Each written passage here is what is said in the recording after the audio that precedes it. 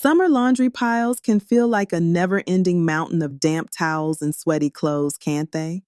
If you've ever opened your laundry room and sighed, this one's for you, Mama. Today, we're diving into simple tips for tackling those summer laundry challenges.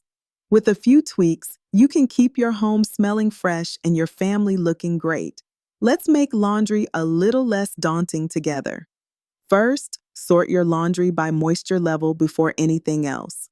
This prevents that musty smell from spreading and makes it easier to manage the different types of fabrics.